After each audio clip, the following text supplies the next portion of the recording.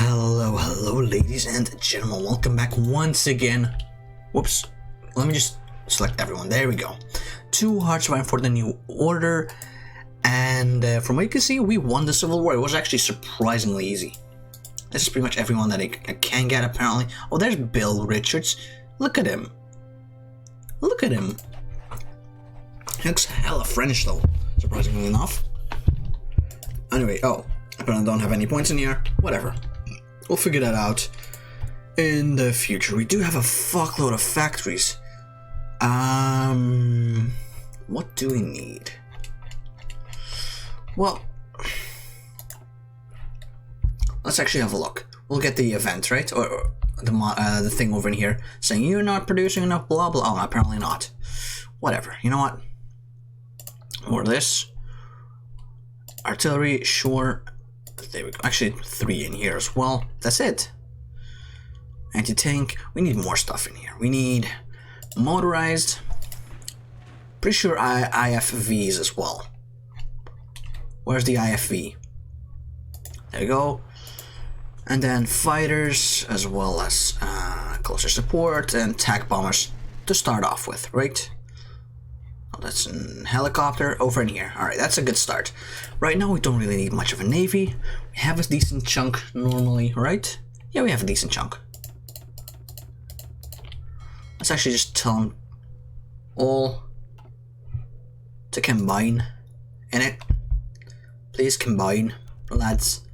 There we go, look at that. The forces of Her Majesty's most loyal resistance have secured their control over England.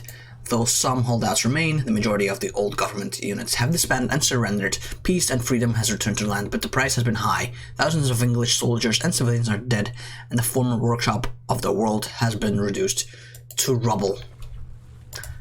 Well, fix that. A forgotten word. England. Freedom, a word the former trade government would have rather preferred to be unmentioned for the rest of time. Freedom is not a simple word, however. It is a state of mind. One that pushes the greatest of men into action. Consider it impossible. Monarchists and communists, soldiers and laborers and churchmen all work together, not because of the force or fear.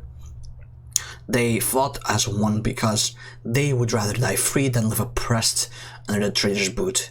Her Majesty's most loyal resistance is victorious and is free, and England is now free of rule of those who betrayed it to the fascists decades ago. We have won, and from Dover to Carlisle, it is the banner of the free England which flies.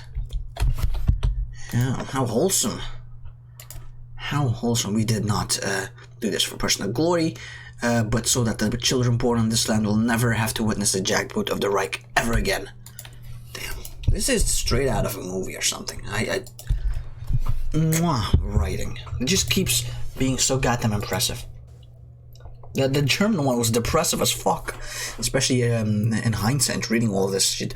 Meat shields during the Civil War, literal meat shields, for slavery and of women, for example. It's just absolutely insane. Anyway, the first reaction was one of shock. What was this really it? Did that announcement really happen? At the front there was a bit of hesitation. Nobody wanted to stand up before the men on the other side did, but slowly the trickle of collaborators began. They came as individuals first, walking over with their hands up. Then came groups, marching under white flags. Then it became a flood as the entire army disarmed and marched over to give up. Many were tired, some were sad, others were happy it was over. The rebels were tired as well. There was a growing euphoria among them. Civilians were the next to crawl out. Most of them were hiding in their basements, hoping that the white bed sheets and the construction of their homes would keep them safe. After shelling stopped, they knew something was up. Then came Her Majesty's most loyal resistance cars, proclaiming the announcement from their speakers. Civilians then came out, looking at the destruction and the victorious army marching forward, while the vanquished were being herded towards the rear, far beyond the front lines in the Her Majesty's most loyal resistance territory. The mood was a lot less subdued. Massive celebrations broke out all over free England. Everybody ran dry of alcohol. Also, put some music on, baby. They cheered euphoric, and who could blame them? Suffering and bloodshed was over. Families would not be bombed out. The young men of England could grow up. No longer would England be asked to bear the terrible sacrifices it had endured, and England would know freedom. Haha.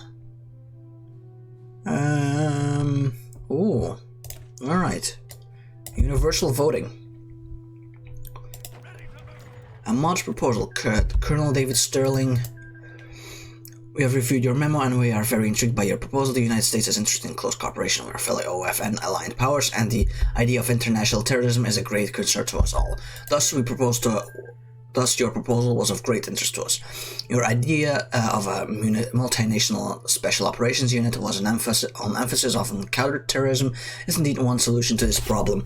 If we were to make the organization, we agree that special operations forces from America, England, and various OFN nations, as well as various national intelligence agencies coordinating at the site, would be the right way to staff it. However, the proposal of England as the place to base it is interesting and a bit unusual, even with your stated reasons of unparalleled experience of the Special Air Service, world accessibility via British Airways from Heathrow. We will think about your proposal for the Spectrum organization and get back to you. The Navy requests that you refrain from asking for updates as we will... Alright, that was a rejection. Alright. Alfred Fisher had always been proud in the fact that he looked up the diaconate rather than the priesthood in the Church of England. It was a sinful feeling, true, but the deacon Fisher never told anyone but God of this particular flaw of his, particularly because it made what he did now all the harder. St. Joseph's Hospice had been a winery before the war burned its vineyards into ash. Alfred liked to think his patients enjoyed the view of recovering plant life more than they would the dull concrete of a hospice in the city. It would have been easier if the hospice had been for the old, but many of the men Alfred had to help to do even the simplest of things were startlingly young. Some of them had no doubt sided with the government, others with Her Majesty's Most Loyal Resistance. Some might have been communists, fascists, royalists, and republicans, or a dozen things more. It mattered not to Alfred. What difference did it make if the men he gave the sacraments to were from the side who lost? He had to help the amputees into their wheelchairs each day all the same. He would read books to the blind and comfort the mentally affected as best as he could. He did the best and begged God for forgiveness for all that he simply lacked for the time to do. And that's so wholesome. It's kind of sad, though. Very melancholic. Oh, whoops. That's just war in general, you know. You get to see it from this side for once. The side that is, look, everyone is a loser in this war, and you can't help it. Despite one side being quote-unquote victorious, everyone lost a fuckload. Lives, friends, just everything that they could never recover. And just very sombering in general. Alright. So, multi-party system. Yeah, we're re-establishing democracy in general. Ready on the household living room. With all of these demands and shortages of coal, it's up to the householder to economize. Woman to husband on couch, but what if we were going to put in that grate this winter? Tea leaves? No, don't get excited, madam. Blimey, who is that? Only me.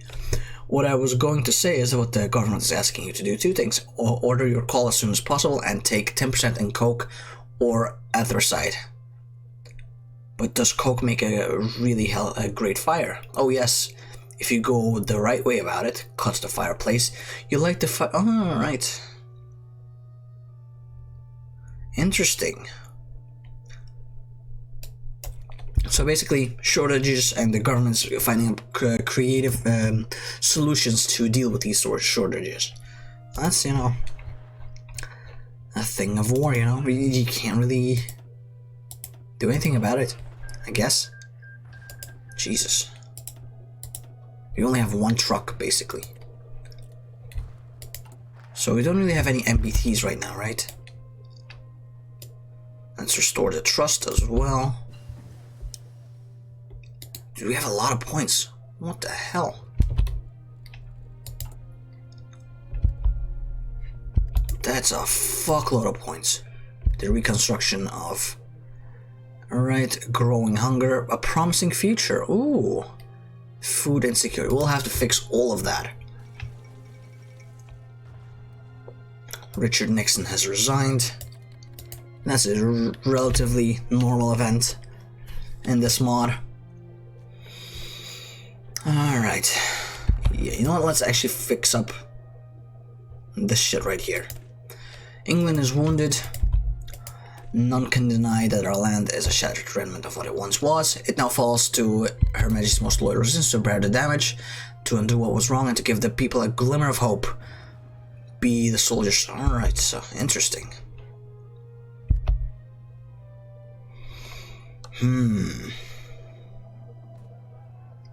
Macmillan, the traitor, the head of the snake.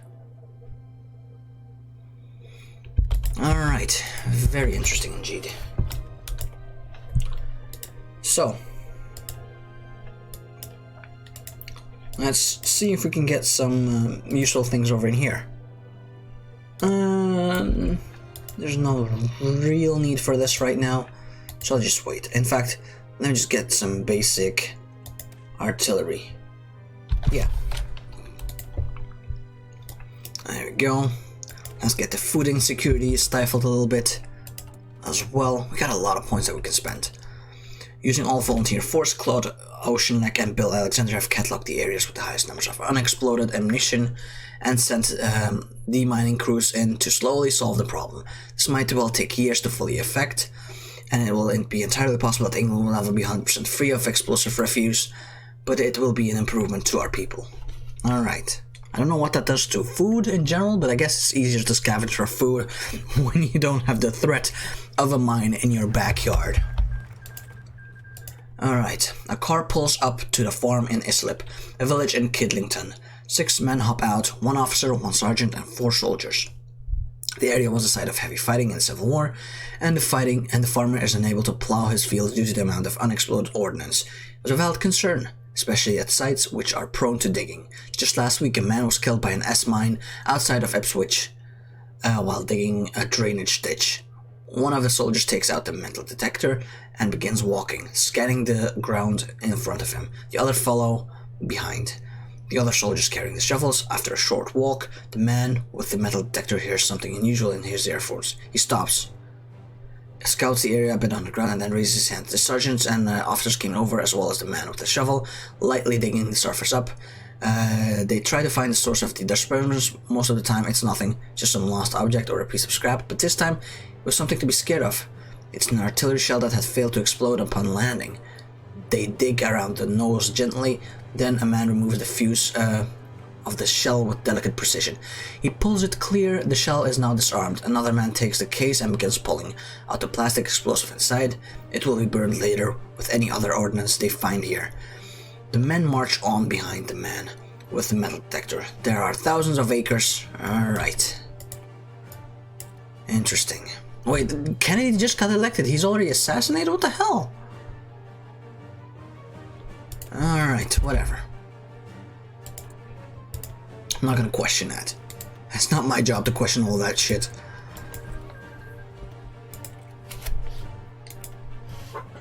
Yeah, so we're still not done. Very interesting indeed.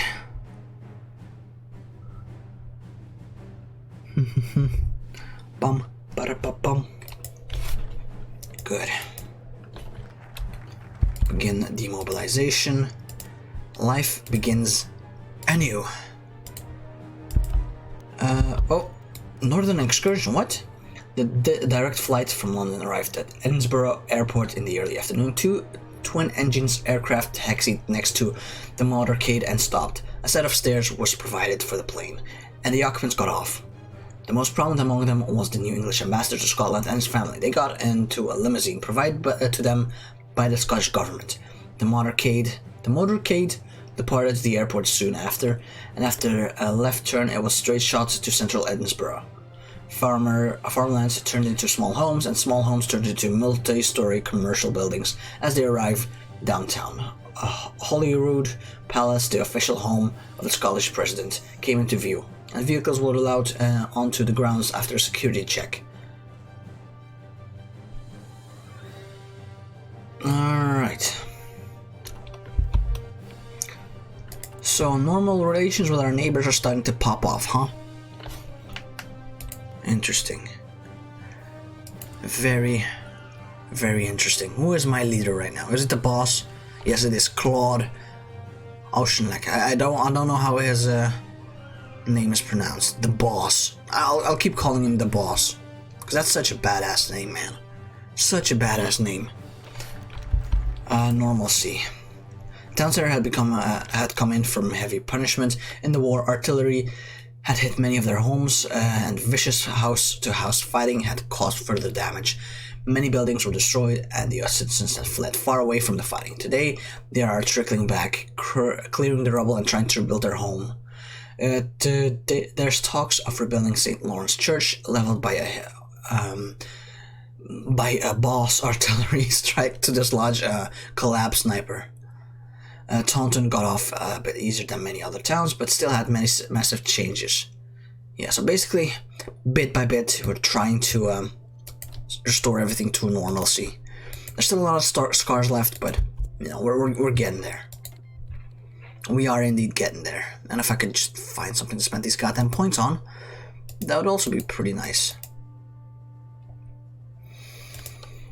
I wonder if we can actually reunite all of the UK again. That'd be pretty cool. So factories. Let's see if we can build some boys up in here, right? 20? Hell yeah. There we go. Let's do this. Good, the Young Democracy Law. So the problem is that oftentimes revolutionaries are not successful, said Alexander. There's a power struggles or dysfunctional governments, or even the new despots that result. There needs to be a way of dealing with them. So you're proposing some sort of legal mechanism to stop this? Precisely. There needs to be some way if what we make ends up backfiring on us. Some way that we can safely set England back on course if things go in a way that we don't plan. And only in an emergency if the government is crippled by dysfunction and instability. The Americans, when the Article of Confederation didn't work out, they had a constitutional convention called to write a new legal charter, and they did it without the will of the federal government, I recall. And they had their prominent citizens behind it, a variety of men who nobody would accuse of partisan or despotic ambitions. Washington even hated the concept of political parties. We need something like that, something that could cut around any political instability and fix any problems with England before they cripple the nation. But who would lead such an organization? Alright. Let's see what we can do, huh? Begin the reconstruction. Oh. Let's switch this over real quick. And get some new anti-air as well. A legalized potential coup. Just what the fuck is this? David, I know you're upset, but the Young Democratic League is necessary to ensure the security of the government. By giving a legal backslide into authoritarianism, does every government only exist by the will of King Alexander and Queen Oceanlek? If we wanted a monarchy, why don't we bloody well bring the Edward out of prison to officiate it? The government hasn't held an election yet. We already have a group of people planning to overthrow it. David, what we are going to do, we are doing is making a contingency plan for if things go wrong. If we don't, what happens if things go wrong? Don't make them go wrong, or stop trying to make an extreme solution to a theoretical problem. Guess he's not going to be a member then. Alright, we'll see how it goes, huh? Wales is a part of me, right? That's still my puppet. No, it isn't. Oh no, this guy was my puppet or something along those lines, right? Cornwall. But they're part of my new empire, so they can't stop me anymore. No one can, in fact. No one will ever stop me. I am glorious big boy man, ruler of all. Alright, let's restore this shit. I'm guessing we're gonna get decisions that we can take. In the meantime, while I'm waiting, let me get a little baklava. Ooh, I love me some baklava. It's so good.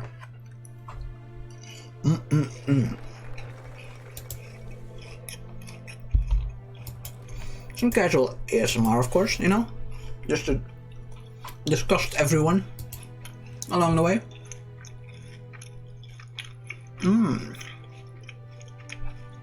Oh, I see. So it's not decisions, it's just regular things. food insecurity is getting, you know, taken care of.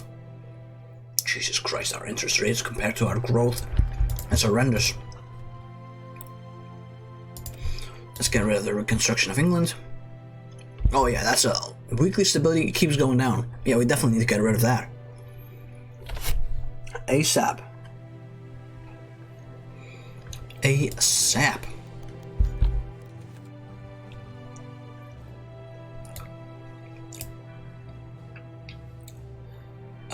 The time has come. The candidates have been chosen for every party in every seat around the country. The parties were chosen by the next prime ministers they hope will occupy 10 Downing Street. And now comes the short yet chaotic tradition of English Parliament, the rare yet so consequential for the future of the nation. It's time for the elections. The National Democratic League and Socialist Labour Party. The NDL, headed by George Jellis and backed up by Claude. I like this thought of, yeah. Keep it relevant, alright. Endorsed by Bill Alexander is taking a more radical approach. England will finally cast off the chains that held the workers down. No, I think the National Democratic Party. That sounds like a cool one. And the boss is, you know, gonna be influencing that. And like the thought of the boss being around a whole lot more. Alright, let's go in here next. Yeah, Russia's still kind of falling apart. Oh, right. Election season. So, I mean, there's no explanation to what is happening. The blank is leading the Socialist Labour Party. Alright, so we got a campaign. We got a campaign everywhere. I don't know if we'll actually be winning, but it seems so rough. I figured hopefully I can use all these points to just ram, absolutely destroy everyone. But alas not. Seems dangerous though.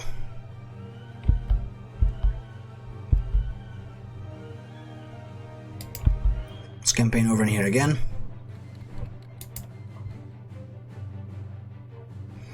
Get rid of the socialists. At least that's the idea. And get more army equipment as well, you know? Might as well. I'm here anyway.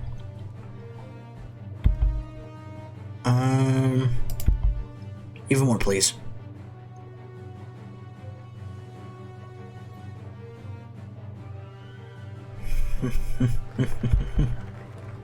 Oh. Oh no, it's still here. For a second I thought, holy shit, that's gone. So, political concessions. Alright, so there's a loyalty and efficiency. We need to increase both.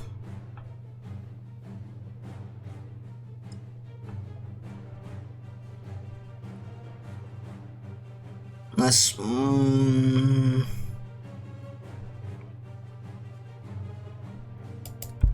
let's go here. Actually, just do all of them. For now. We got the points to spare. So just keep powering through. Because in the end, it does add up. We need our loyalty up there so that we can spend the loyalty to get our efficiency up. From what I can tell. Alright, as well over in here. Jeez, they're kicking us out of here. I don't like that.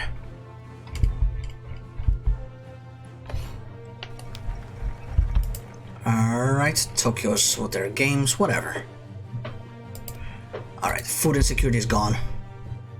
So that's good.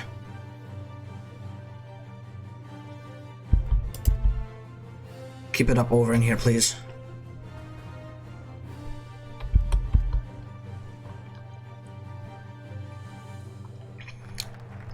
Keep it up, proud of you. Alright, the Oxford trials will deal with the traders, goddammit. If it's the last thing we do. Is there nothing in here?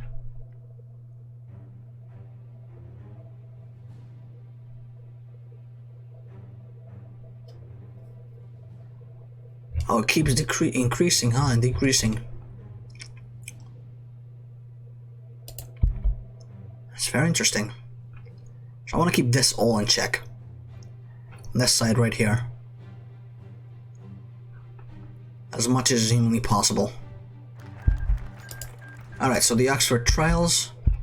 The newly established government of England has determined that the upcoming trials against the collaborators will take place in the city of Oxford. In keeping with English democratic and liberal traditions, fairness will triumph over fury, and every single trial will be conducted to its fullest extent and with the utmost fairness. The crimes and sentences of any accused persons will be treated with deadly seriousness, but we will have to take public perception into account. If we act too mercifully, the public will call us weak. Act too harshly, and they will smear us as tyrants. Alright, so we gotta find a middle ground, huh? Well, we'll do our best. Let's start off with the reformist. God damn it. Could you not? Just keep it over here. Alright. There we go, the 6 judges. Much debate has raged throughout the resistance forces regarding the fairness of the upcoming trials. Some have argued that complete neutrality political men should be selected, though those voices are far and few between. Various factions within the resistance are pushing for their own suggestions and accusing each other of being puppets. A swift compromise has been reached. 2 judges from Stirling, 2 judges from the left resistance, and 2 from Her Majesty. Alright, let's see how it goes, huh?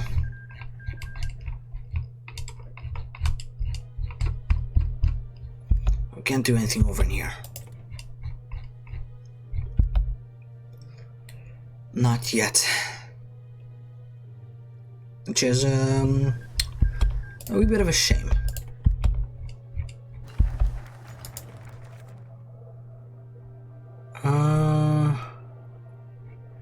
Alright, let's see.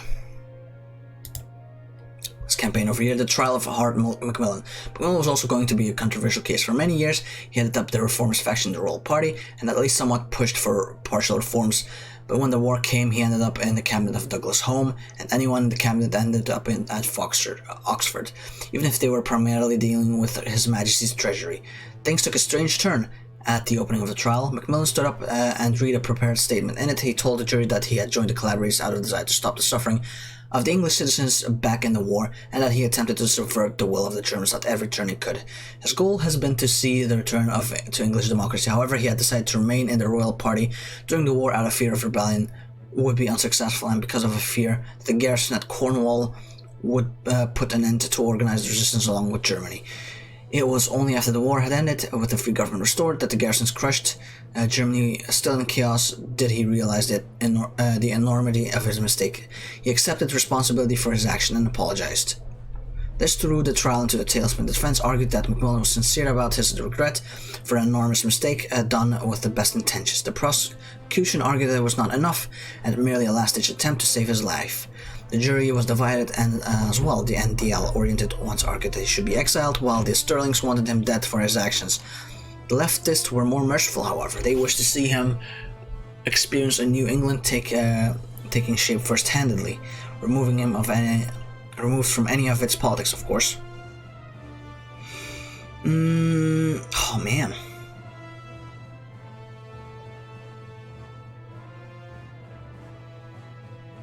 I think he needs to be removed from the scene entirely. You know what? Yeah. We'll go in here. Next one, the liberal. Filthy liberals. But anyway, that is pretty much all the time I have left for today. I do hope you've enjoyed it. Make sure to leave a like, comment, and subscribe if you did. Hopefully I'll see you next time, and hopefully you have a nice day. Bye-bye.